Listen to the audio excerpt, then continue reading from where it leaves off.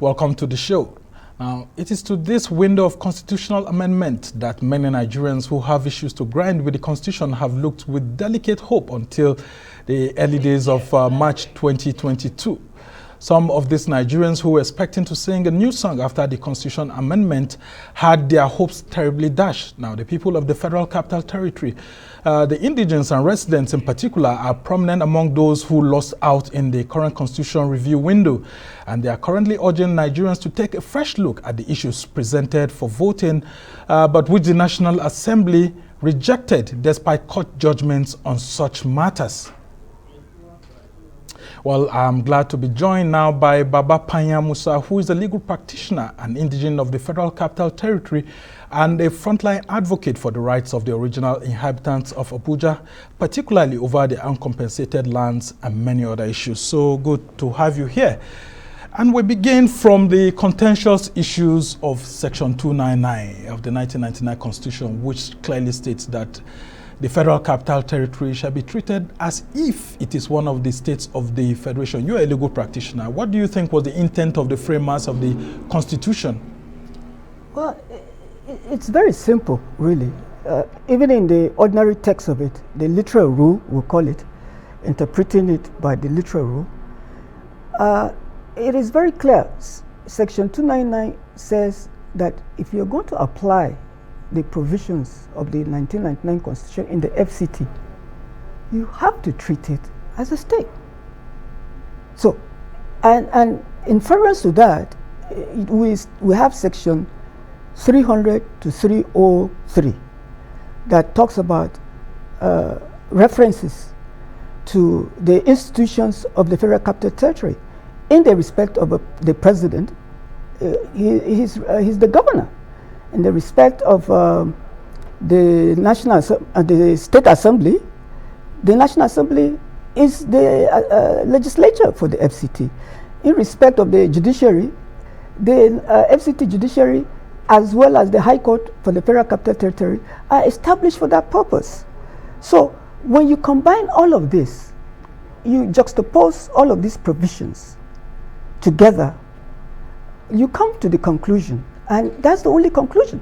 Yeah, and you have written an article stating that indeed FCT is the 37th state of Nigeria. What made you to come to that conclusion? Is it because of these constitutional provisions? Yes, but much more. I'm not even the one that said it. It's the Supreme Court. In the case of Bakare versus Okuntepe, it's a case that was delivered on 13th March 2021, but only recently published in last year, the judgment was delivered on 2020, but published last year, March. In that case, the Supreme Court, for the uptake time, first, in 2009, the case of Okoyede versus FCD interpreted Section 299 as juxtaposed Section 300 to 303, and came to the conclusion, and this was the full court of the Court of Appeal, 5 justices unanimously came to the conclusion that by pursuance to Section 299, FCT Abuja in law is a state. Now, and that case wasn't appealed by the federal government? No, it wasn't. It wasn't. And based on that case, I went to court in 2015, January. And premised on that case, I challenged the issue of non-ministerial representatives of the FCT Abuja indigenes in the Federal Executive Cabinet. At the the Federal High Court here in Abuja, I did not succeed, but I went on appeal.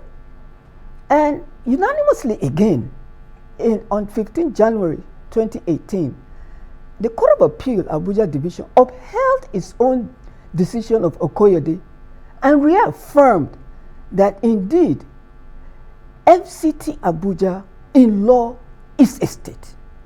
And based on that, the court made 3 declaratory reliefs.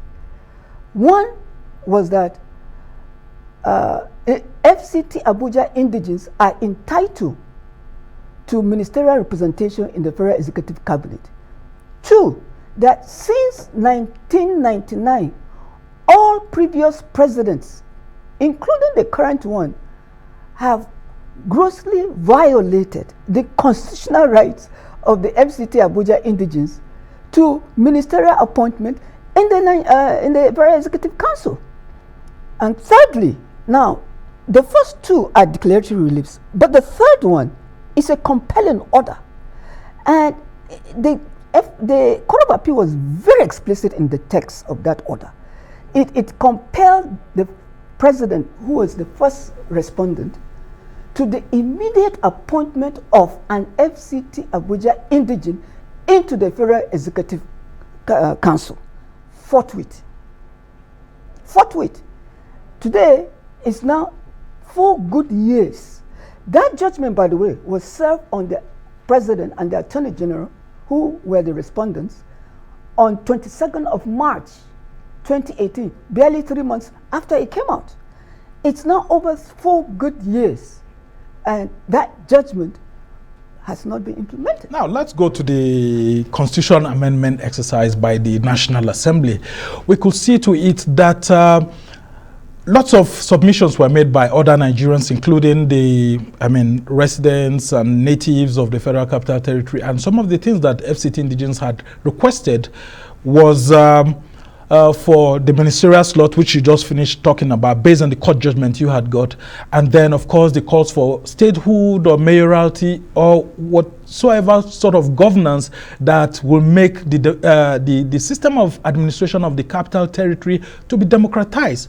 But while this passed at the House of Reps, it didn't pass at the Senate. And now it seems we are back.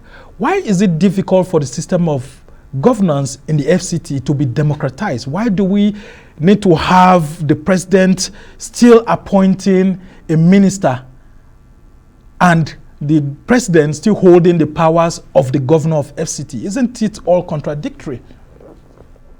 I suppose it is so, but part of the problem really is the misrepresentation of history. Going back to 1976, when FCT was created, or when FCT was moved to Abuja, because we've always had that Federal when Federal Capital Territory was moved to Abuja, but the language is still proper to say created, because Decree number 6 of 1976 established the Federal Capital Territory Abuja. And in the national broadcast by General Murtala, who was the head of state then, on 3rd February 1976, he said that there was going to be a new capital called Federal Capital Territory Abuja, and that the original inhabitants of that area will be compensated and resettled outside of the territory, okay, at government expense. And he further said that so that the place will become a symbol of Nigerians' unity and the center of their oneness and togetherness, and it will belong to everybody. So it is premised on this foundational statement and principles that FCT has grown, and eventually the 1979 Constitution provided for it, and subsequently now the 1999 Constitution. So the problem is that there's a misrepresentation of facts and history, which is the fact that the compensation for FCT Abuja has still not been paid. And that's where the problem actually lies. Because a lot of Nigerians say that you, the FCT indigenous people, have been paid, and there is no reason for you to be claiming ownership of the lands in the territory any longer. That's not correct. What is correct about history is that barely 15 to 20% of FCT was compensated. But over 80% of FCT still remains uncompensated. Now, FCT was created from the former states of Kwara, Niger, and Plateau, now Kogi and Nasarawa State. 80% of the land mass came from Niger State. 19.2% came from then Plateau, now Nasarawa State, and barely 1% came from then Kwara State, now Kogi State. All right, and unfortunately, as history has shown, instead of keeping faith with the founders, General Murtala, Gowon and Co., that the inhabitants will be resettled outside of the territory at government expense. What has happened is that they are still here. Only, barely, about 19% of FCT people were compensated and resettled, particularly the inhabitants of then the largest settlement in FCT, about the largest settlement, maybe after Karo, which is in today in Tafa local government along Abuja Kaduna Expressway in Niger State. Within the Suleja axis. Yes, Niger State. They are about the only one that were resettled outside of the territory. Well, in the case of Metama, Asokoro, Kukwaba, and so on, they were resettled at Kubwa Resettlement Village in the Federal Capital Territory. Within the Federal Capital Territory itself. Within the Federal Capital Territory. That was before Kubwa became a major satellite town that it is today. A misnomer. That was not the intent. That was not the plan. So the government violated its own resettlement exercise. A big breach of trust. Now, what is more fundamental or very monumental about the whole thing is that in 1978, Obasanjo then was the head of state. They commissioned a demographic exercise by the then Department of Geography, University of Ibadan, to come and survey the then Federal Capital Territory, Abuja. And the outcome of that report stated clearly that there were up to and over 400 inhabitants. 400,000. 400,000 inhabitants in the FCT, Abuja. This was clearly a departure, complete and opposite of what the Abuja panel report had said, that it is sparsely populated. And I mean, that Abuja panel report has said that it's actually a virgin land. And I mean, that exercise would have been contradictory. How could you say it's a virgin land when it's populated, and we have the reality with us up until this day? Now, why is it difficult for the system of governance in the FCT to be democratized? Because I mean, a lot of people still say that is a military contraption. How do you pay taxes to someone you can't control or elect the minister of FCT? Oh, it's a systematic thing. Like I said, because of the big lie told to Nigerians, everybody sees FCT as belonging to everybody. To all Nigerians, they say FCT does not belong to anybody. That is the problem. So all people who come to FCT, nobody wants to leave. Everybody is comfortable, and everybody claims FCT. Yeah, I mean, so the founders of this nation actually believed in that dream, that you should have a place where everybody coalesce together and you call it one. Let's take a look back at history. Lagos was the last capital, and then before then you've had other places like Calabar, including even Lokoja, and all of that being capitals of Nigeria at different points in time of our nationhood. Why is it difficult for the indigenous rights to be respected by subsequent governments whenever we have these capitals brought to specific places? Because of Section 1(3) of Decree Number 6 of 1976, which states that all land comprised in the FCT Abuja shall vest absolutely in the federal government of Nigeria. Absolutely. Now, that section was now smuggled in. Now, don't forget, it vested the title and ownership in the federal government without first paying the compensation. You're supposed to pay compensation first, and unless and until you pay compensation, title cannot pass. But because it was the military, because it was a decree, they decreed ownership in the federal government, just like that, by fiat. Now, that section was smuggled into the 1979 Constitution, all right, as Section 2561, but in a modified version that says all land comprised in the FCT shall vest in the federal government, all right? In the government of the federation. The word absolute was removed. It is that same section 2612 that has now become section 2972 of the 1999 Constitution. Now, that is the challenge. Without paying the sine qua non, we call it in law, the condition precedent for the transfer of title for compulsory acquisition of land. Without paying that condition, without meeting that condition of compensation, title was transferred forcefully to the military government. fiat. And it is that decree, obnoxious decree provision, that is now in the Constitution. So, you tell me, it's in the Constitution.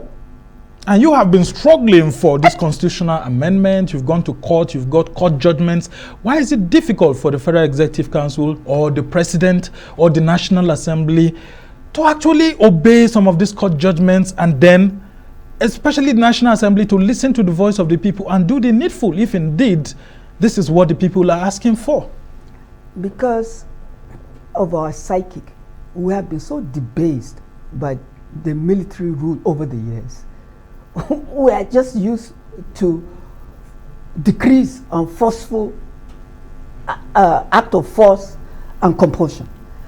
We have barely begun to enjoy and know what democratic systems are like, and freedoms. Okay, that's the challenge, and these are the fallouts of military dictatorship.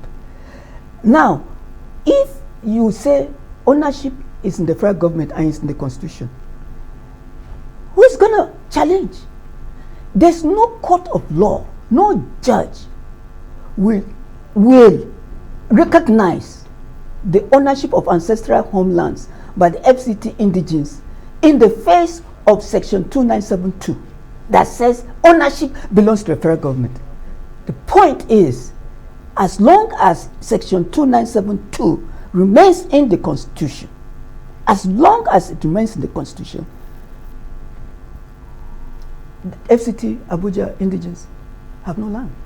So tell me about the issues of the Land Use Act and how it affects the ownership of land in Abuja, juxtaposing it with these constitutional provisions that you have provided, and what needs to change.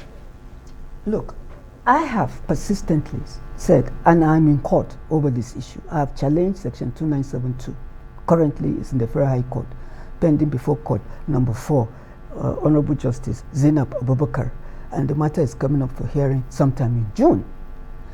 It is my position, it's my candid view that section 2972 is non-justiciable, and it ought to either be expunged or suspended, pending when the sine qua non of compulsory payment of compensation is paid to the FCT indigenes.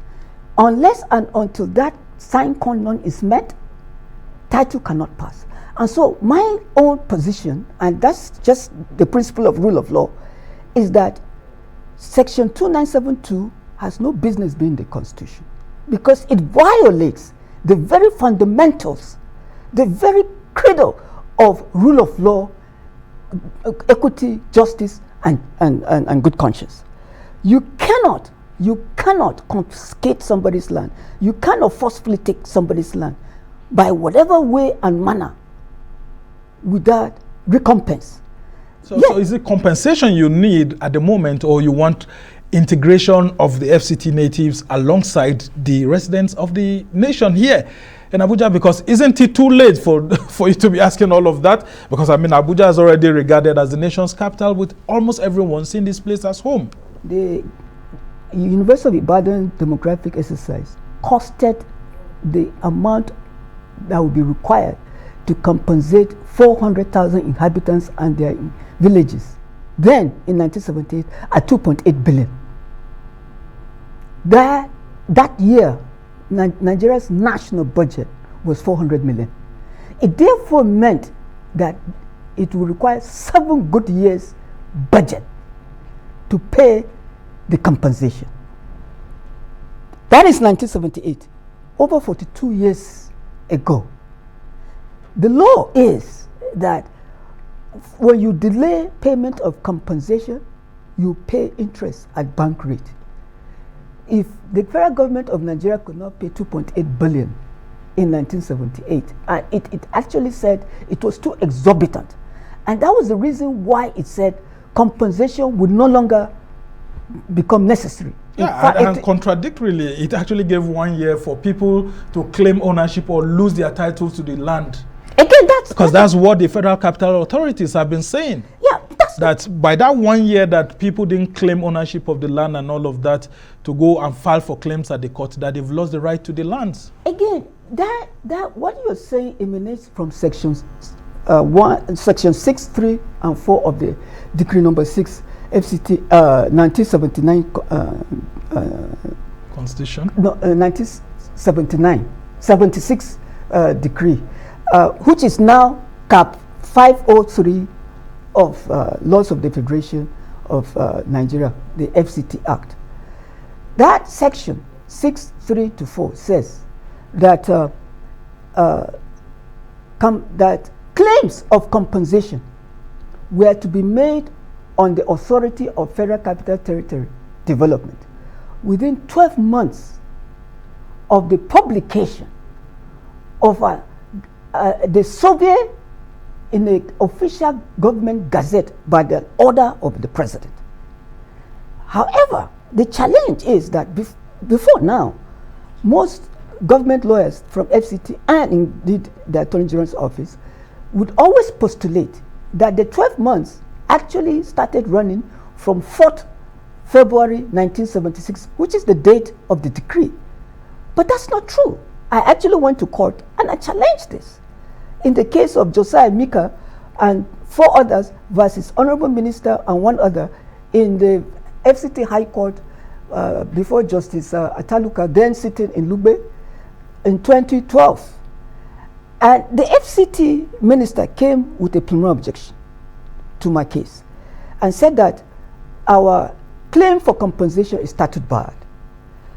But when you critically look at the provisions of decree number 6, both section 634, section 634 is made subject to section 1, subsection 1, 2, which says that the president was to do a physical survey of FCT Abuja in order to determine the delineation of its boundaries as the nation's capital, and then pay compensation, so that you will know the entire place is affected, physically affected, so that the people will know where they fall in. And it is only until after that survey is done and the president publishes it in an official gazette by an order, then the 12 months will begin to run. To date, Sumner, that survey has not been done. Yeah, I mean, it's still a controversial issue because I can tell you right now that during this constitutional review exercise, there's still a place, I'm trying to look for it right now, where it is actually stated that the boundaries of the Federal Capital Territory, Abuja itself, is still controversial between Niger and FCT, between Kwara, which is now Kogi, and FCT, then between Nasarawa and FCT. And so they had to actually talk about that. And it was the 62nd item. Yes, it says that a bill for an act to alter the provisions of the Constitution of the Federal Republic of Nigeria 1999 to correct the error in the definition of the boundary of the Federal Capital Territory, Abuja, and for related matter. So there was even an error in exactly knowing what the boundaries of the territory are. No, let me shed light very on that, quickly, because I had the privilege of serving as one of the legal consultants to the Senate Committee on the recent constitutional amendment. So I know about that bill. That bill, when you look at the text of the 1999 Constitution, particularly Schedule 1 of Part 1, Chapter 8, that concerns FCT, and which provides the geographical locational boundaries of FCT in latitude and longitude from certain points. There's mention of part of the boundary is Karu, the same Karu that you know today in Abuja Municipal Area Council, is mentioned. However, in the text, in the written text of the 1999 Constitution, Karu is misspelled. Wow. Yes. So that bill was brought about to simply correct the word Karu, from Kuru to Karu. It was passed. But that was not the controversy. The challenge is that the same schedule we're talking about that defines the geographical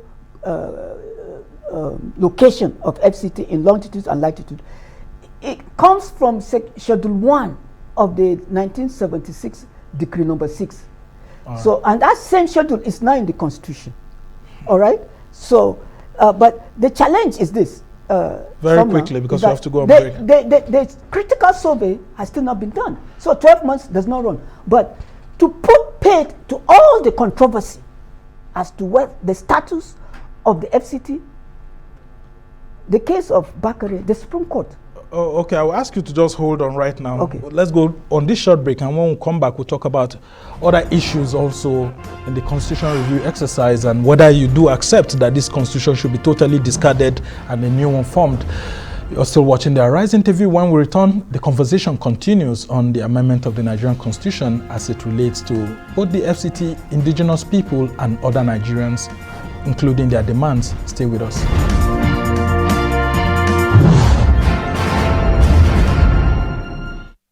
Welcome back to the Arise interview, where we speak to the newsmakers as well as ordinary people doing extraordinary things around the world and featuring the voices at the heart of the conversations.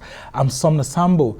Well, my guest is still legal practitioner Baba-Panya Musa, and I have been speaking with him about the issues associated with demands for the constitution review exercise and those things that actually failed, especially regarding the original inhabitants of the nation's capital, Abuja. And we'll be expecting Dr. Sam Amadi, who is an associate professor of law and Arise News analyst, to join us to also look at other demands by Nigerians who lost out in that constitutional review exercise, because there are so many persons who are seeking statehood in various parts of the country, seeking other demands that couldn't pass.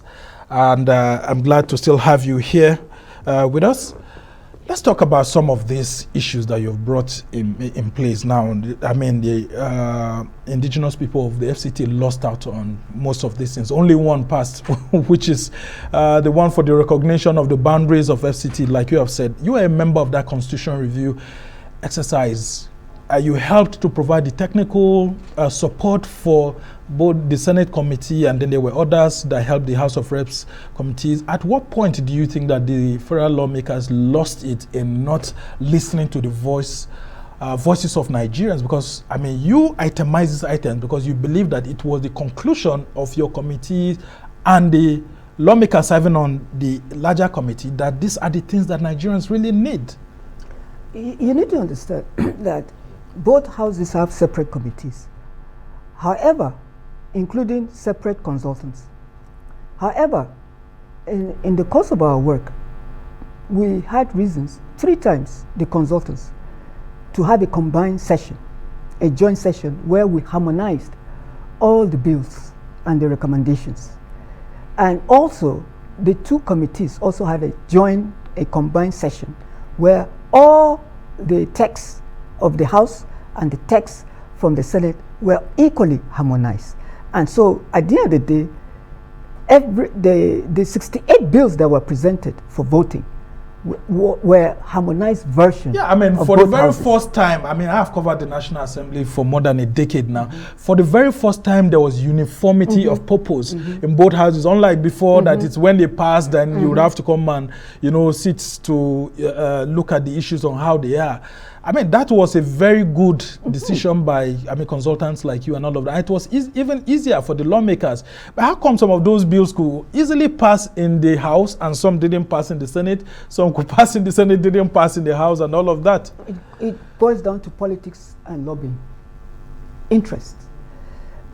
In the previous 4 alteration exercises, before now, most amendments were taken on one bill. Only one bill was presented with items all okay? within it. And Yes. if it fails, so it just goes. Exactly. If any item fails on the bill, that's the end of the all the items will fail. Yeah, because they were clauses, they learned, not bills. Yes, they learned from that mistake. And so this time around, it's individual separate bills for each item. And so that's why we started actually. For the Senate, we started with about 26 bills. By the time we did serious work on it, we ended up with about 46. Okay, the same thing happened in the House of Representatives. And at the end of the day, after harmonization, 68 bills on 68 separate items, individual bills, were now presented for voting. It therefore meant that each bill or each item stood to succeed or fail on its own. So, although a bill number so can pass, another bill may fail on its merits. And all of that is based on interest, based on lobbying, and so on. So, basically, it came down to politics. When you look at the harmonization, you would think that having harmonized these things, because the two committees met and harmonized and agreed even the text, you would think that all the 68 bills will succeed. But the final vote in plenary is always a different ball game. Yeah, I mean, we all saw it. Yeah, and we all saw it. Yeah, and in the case of FCT, I think they were Bill 20 60 something, I guess. No, 47 and 48. Okay. The one for FCT ministerial representation in the Federal Executive Council, and the one creating the mayoralty, establishment of FCT mayoralty. Although, interestingly, the two bills passed overwhelmingly with very significant votes in the House of Representatives. Yeah. This time around, in the fourth alteration exercise, the bill for ministerial representation, including the mayoralty, passed in the Senate. It passed in the Senate. Very interesting. Right, yeah, and the fifth alteration, it failed in the Senate but passed in the House. Our concern and our fear was that what's going to happen this time around in the House? We really didn't expect what happened in the Senate. But there it was the Senate that voted down both bills. So Abuja lost out 100%. Yeah, a lot of persons are confused about this mayoralty. Some people say, do you need a state or you need a mayoralty, or you want the full interpretation of that section 299 of the 1999 Constitution, which states that FCT shall be regarded as if it's one of the states of the Federation. Now, in your own thesis, which you wrote, you have said that FCT is the 37th state of Nigeria. Tell us more about that. What exactly is it that you want? It's here. Supreme Court. Was that in the Nigerian Weekly Law Report? Nigerian Weekly Law Report, Supreme Court, Ogundepe versus Bakare. Bakare versus Ogundepe. I had to bring it so that Nigerians will know that it's not me talking. This is the Supreme Court. 13th March 2020, published on 29th March 2021 as 5 Nigerian Weekly Law Report, Part 7, 1768, page 1, Supreme Court decision. It was Justice Viva Rhodes.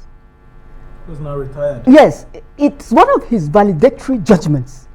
And he went out with the bang. This is Rhodes at his best. He gave the lead judgment in this case. And very unique. It's a landmark case. And why is it a landmark case and unique? It has 41 to 40 ratio descendantes. It's very rare to have a report, one case, a judgment, to come out with 40 ratios descendenti.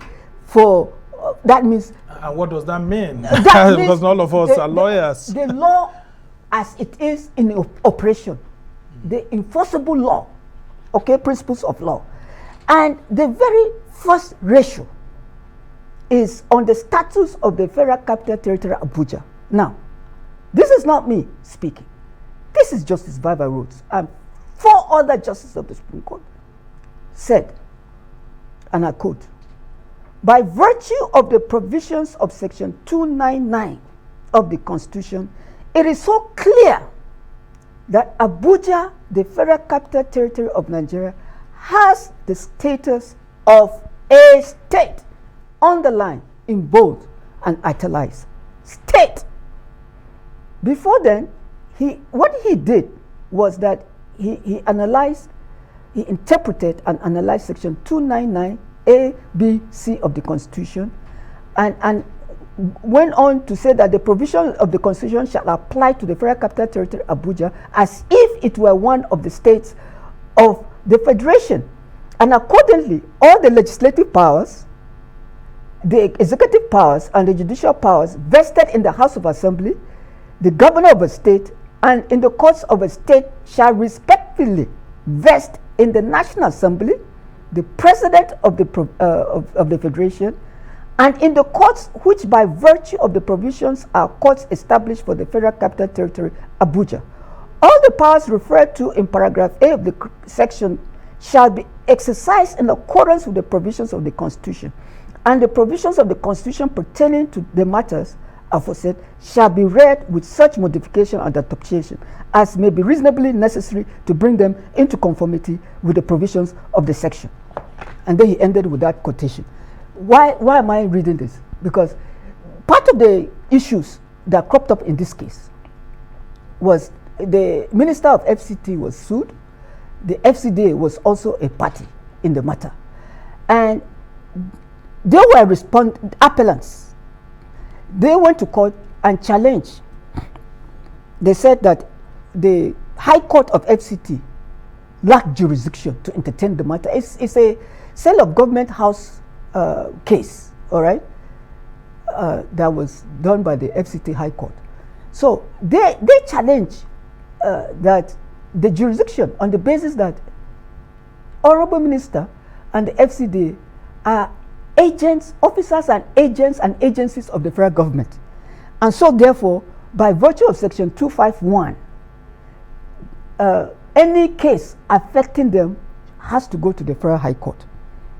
And then the Supreme Court, first the Court of Appeal, said no. When you look at section 299 and you juxtapose section 300 to 303 and the references that has been made, where the president is governor, where the vice president is deputy governor, exactly, the ministers are commissioners, exactly, and it goes on like that. Exactly. And also FCT High Court, like any state high court. And other functionaries and agencies of a state are all present, physically present and operational in the FCT. Okay, very interesting. What some Nigerians don't actually know, that on the day they go out to vote for the president of the country, they're also voting for him as a governor of the FCT. So it has been resolved once and for all. This is the Supreme Court. Very interesting indeed. A court of finality. After the Supreme Court, you can only appeal to God.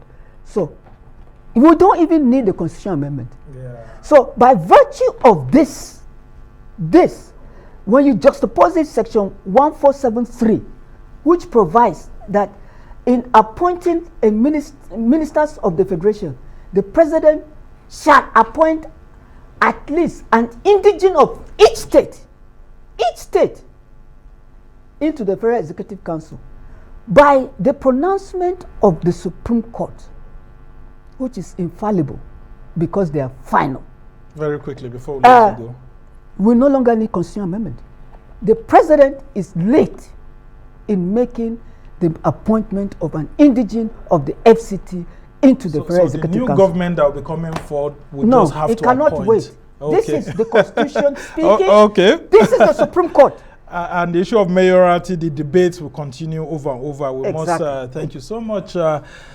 Barrister Baba-Panya Musa is a lawyer who has been very passionate about these issues of the Constitution Amendment exercise for the Federal Capital Territory. Coincidentally, you were on the Constitution Review technical team that supported the National Assembly, and we've heard all of this on why it happened. But we'll be having Dr. Sam Amadi to help us understand some of these issues. We must thank you for being on the show, and we hope to have you some other time.